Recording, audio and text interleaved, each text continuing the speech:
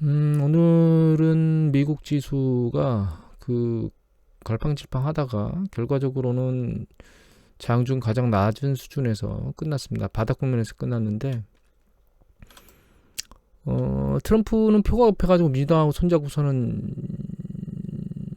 그, 경기부양책을 통과시키려고 애를 썼는데, 공화당의 상원에 미치 매코넬 상원 원내대표가 한마디 날렸습니다. 대선 전에 협상하지 말라고. 현재 상원이 53대 47인가요? 로 아마 우세한 걸로 알고 있는데, 상원의 공화당의 대부분의 의원들은 5천억 정도 규모, 그러니까 5천억 달러 정도 규모의 협상안에 대해서 동의하지, 그 이상은 동의하지 않는 걸로 제가 알고 있거든요. 그래서 아마 민주당하고 협상을 해서 타결을 시킨다 하더라도 상원에서 통과가 안 될 겁니다. 그래서 물 건너갔다고 봐야 될 것 같고요. 선거 전에는 큰 이슈가 없는 이상. 그것 때문에 이제 시장은 밀렸고, 원자재 시장에서 특별한 거는 유가가 갑자기 확 밑으로 밀려 내려갔어요. 예측치보다 안 좋은 재고치나 뭐 이런 부분들이 나왔고, 정유시설 가동치도 예상치보다 낮게 나와서 이제 유럽이나 이런 쪽이 지금 확산과 봉쇄, 코로나 확산과 그다음에 재봉쇄에 대한 부분들이 만들어지면서 석유 수요에 대한 위축 우려들로 인해서 유가가 타격을 좀 받았는데, 결과적으로는 추세적으로 보면 40달러 초반대에서 계속 장기적으로 지금 움직이고 있습니다. 올라가지 못하고 여기서 40달러 초반대에서 이제 막혀서 움직이고 있는 상황이고요. 테슬라가 실적을 발표했는데, 예측치보다 괜찮은 수준으로 발표를 해서 장 후반부에 한 3% 정도 튀었습니다. 향후 방향성은 좀 지켜봐야 되겠죠. 추세적으로 이제 지난번에 움직임에서 이렇게 뭔가 막혔던 것이 이게 들려서 이제 장 후반부에 튀었는데, 이 지지선을 뚫고 올라갈지에 대한 상황은 좀 지켜봐야 될 것 같고, 넷플릭스는 이제 곤두박질 친 이후에 방향성이 거의 비슷한 수준으로 움직이고 있기 때문에 이게 이제 반등하려고 하는 움직임은 안 보이고 있어서 상황 추이는 좀 지켜봐야 될 것 같아요. 주도주들의 상황을 좀 계속 지켜봐야 된다고 생각을 하거든요, 저는. 그리고 구글에 대해서 반독점 소송 제기가 됐는데, 예전에 마이크로소프트가 독점 소송에 대해서 한번 휘말려가지고 결과적으로는 사업이 분할되지는 않았고요. 사업의 방향성을 좀 바꾸는 상황으로 갔었는데, 문제는 그게 성장의 동력을 꺾는 바람에 주식의 상승 탄력이 둔화됐던 경험이 있습니다. 그래서 구글 같은 경우에도 결과적으로는 이제 이게 분사를 한다거나 이런 건 아니고, 중국하고 뭔가 이렇게 맞물려서 경쟁도 치열한 상황에서 벌금 정도 내고 뭔가 사업 방향을 튼다거나 뭐 이런 것들로 끝날 것 같은데, 이제 애플하고도 뭔가 손잡고서는 방구 독점의 검색과 관련돼서 한 게 아니냐라고 하는 얘기도 나왔거든요. 그래서 크게 조정을 받거나 붕괴되겠다 주가가, 이런 것보다는 상승 탄력에 제약을 주겠다, 이런 쪽으로, 그러니까 추세적으로 계속 성장하는 탄력에 이런 쪽으로 받아들여야 될 것 같아요. 일단 이게 지금 공화당 쪽에서 했거든요, 소송을. 근데 민주당으로 가게 되면 이 반독점에 대한 제재가 더 강화될 수 있는 가능성이 높습니다, 바이든 쪽으로 가게 되면. 그래서 그 부분들은 좀 상황을 지켜봐야 될 것 같고, 악재의 요인으로 봐야 될 것 같아요. 물론 급격한 조정이나 향후에 뭐 어떻게 되겠다, 급격하게, 이런 부분보다는 상승 탄력의 제약이라는 관점으로 지금은 봐야 될 것 같아요.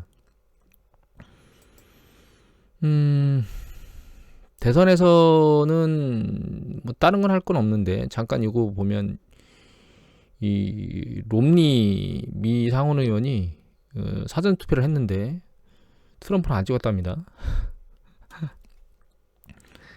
근데 이제 밑에 보면 긴즈버그 대법관 후임 인준을 투표할 거라고 얘기를 했거든요. 그러니까 공화당 인사들이 생각은 이렇게 하고 있는 것 같아요. 트럼프를 더 대통령으로 끌고 가는 건 이거 안 좋겠다, 잘못하단 전부 다 말아먹겠다, 당까지, 이렇게 생각하고 있는 것 같고, 그 대신 죽을 때까지 집권하는 대법관의 체제는 이 보수 쪽으로 완전히 기울도록 만들자, 이 액션으로 가고 있는 것 같습니다. 다만 이제 이거에 대응하는 민주당의 액션은 어떻게 나왔냐면, 자기네가 이제 대부분의 상황을 전부 다 장악하게 되면 이 대법관 수를 늘려가지고 그 균형을 맞추겠다 이런 얘기가 나왔는데 그건 이제 상원을 모두 다 장악하는 그런 부분에서 가능한 거기 때문에 사실 공화당 입장에서는 트럼프를 놓더라도 그 상원의 공화당의 우위를 지키는 것이 훨씬 더 중요한 게 아닌가 좀 그렇게 생각을 하거든요. 트럼프를 보호하려다가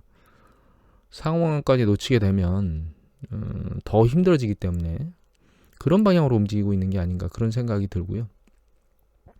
선거 자체는 굉장히 혼탁하고 어려운 쪽으로 가는 것 같아요. 왜냐하면은 뭐 사전 투표소에 그 경찰관이 트럼프 관련된 트럼프 이름이든가요? 뭔가를 해서 나타나는 경향도 있고 사전 투표에서 뭐 트럼프 찍지 않으면 어떻게 하겠다라고 하는 뭐 얘기를 하는 사람, 혹은 우편으로 협박하는 사람 이런 사람들도 막 나오고 있고 또 하나는 이제 바이든을 죽이겠다고 뭐 협박 편지를 쓴 사람들까지 나올 정도면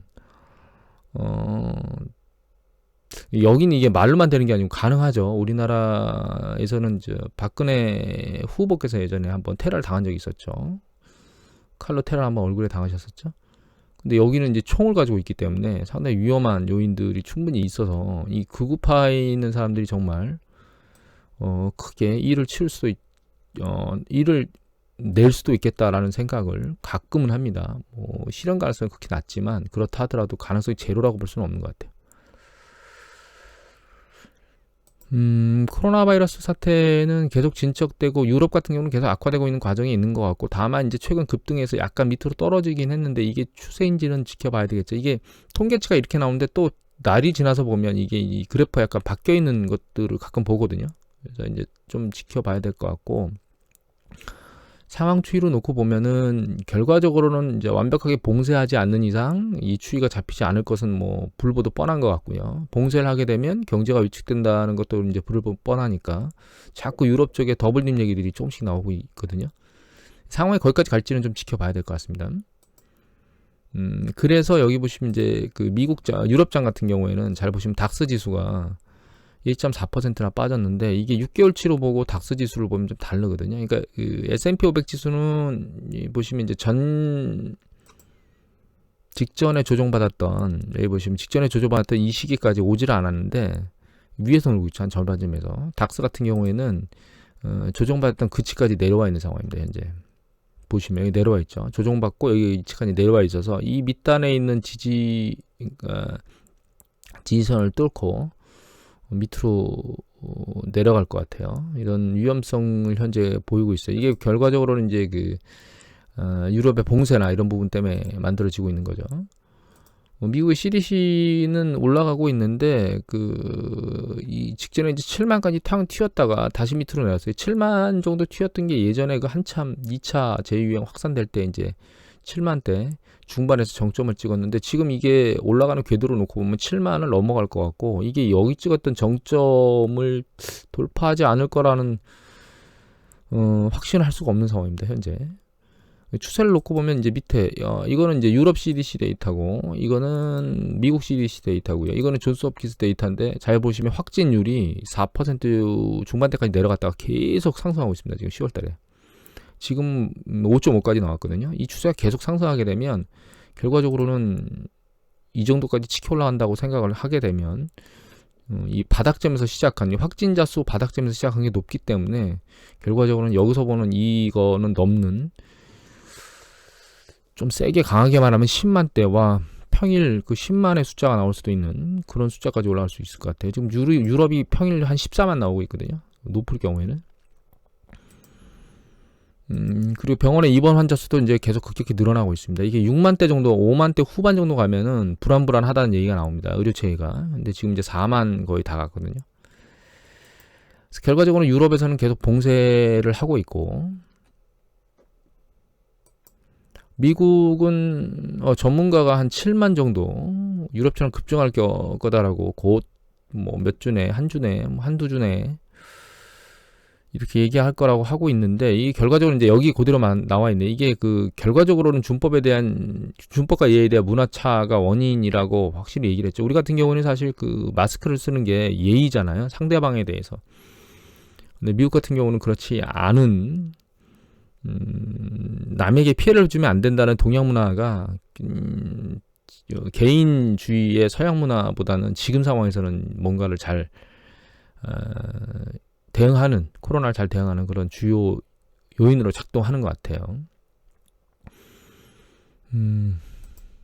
그리고 우리 지금 백신 독감 사망 상황 때문에 굉장히 좀 시끌시끌한데, 어제 아스트라제네카 임상에 참가했던 그 브라질의 그 코로나 치료를 하는 의사가 사망했습니다. 28세 의사가. 근데 아직 이게 이 실험상 그 이 사람이 위약을 맞았는지 아니면 이 백신을 맞았는지를 모른답니다. 결과를 알 수가 없대. 그걸 이제 아예 모르게 투여를 해서 그러니까 집단군에 누구한테 어떤 걸 투여하는지를 모르는 상황에 집단군에서 투여를 해서 그걸 알 수가 없답니다. 그래서 임사가 다시 재개를 했는데, 이런 요소들이 자꾸 나오면 결과적으로는 그 백신을 맞고자 하는 그 불안감이 막 솟아오르겠죠. 저희 같은 경우도 지금 독감 백신을 맞고자 하는 그런 사람들이 계속 남아있는데도 불구하고 사망자들이 막 나오니까 심지어 불안하잖아요.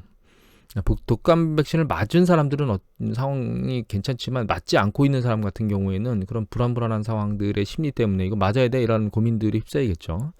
근데 독감 백신은 굉장히 오랜 기간 동안 검증이 된 백신인데도 불구하고 이런 상황이 발생했는데, 이거는 지금 너무 빠르게 개발을 하고 있는 과정 중에 나온 거고, 어제 미국 전문가 같은 경우에는 독감 백신이 나온다고 해서 해결이 안 될 거라고 아주 독소를 퍼본 기사를 제가 봤는데, 거기까지는 아니다 하더라도 너무 짧은 기간에 그리고 임상을 충분히 거치지 않은 이런 백신에서 이게 독감의 문제, 백신의 문제가 아니다라고 확실히 100% 확신할 수 있는 그런 기사 없이 그냥 잘 모르겠다 이렇게 사망하는 케이스가 나오게 되면 사람들한테 심리적으로 굉장히 불안감을 줄 것 같아요. 이게 뭐 한두 개 정도 나오게 되면 사람들이 잘 맞지 않으려고 하지 않을까. 지금도 뭐 조사를 하게 되면 절반 정도가 맞겠다고 얘기를 하는데, 이런 상황이 되면 백신이 나온다 하더라도 강제할 수 없는, 뭐 중국이나 러시아처럼 강제할 수 없는 그런 국가들 경우에는 백신을 전체 접종하는데 좀 어려움이 있지 않을까, 이런 생각을 개인적으로 하게 됩니다. 참, 마지막으로 이 얘기를 안 드린 것 같으네요. 어제 그 주식 고르는 상황에서 몇 가지 주식들을 얘기했는데, 그거를 그 매수하라고 권고하는 게 아닙니다. 잘 이해하셔야 돼요. 주식을 어떤 방식으로 쳐다보느냐에 대한 관점 분석할 때 어떤 방식으로 이제 기본적으로 쳐다봐야 되냐라고 하는 부분을 말씀드린 거지, 매수하라고 말씀드린 게 아닙니다. 좋은 기업도 적정한 수준에서 매수하지 않으면 손실을 야기할 수 있는 건 충분히 존재합니다. 물론 긴 관점에서는 그렇지 않지만 그 길다는 게 어느 정도 긴 건지는 우리가 알 수가 없죠. 그래서 좋은 기업도 적정한 가격에 매수해야 되기 때문에 결과적으로는 그런 부분들을 다 잘 감안해서 액션을 하셔야지, 어제 본 주식이 사도 된다라고 그렇게 분석했다고 생각하시면 안 돼요. 오늘은 이것으로 마치도록 하겠습니다.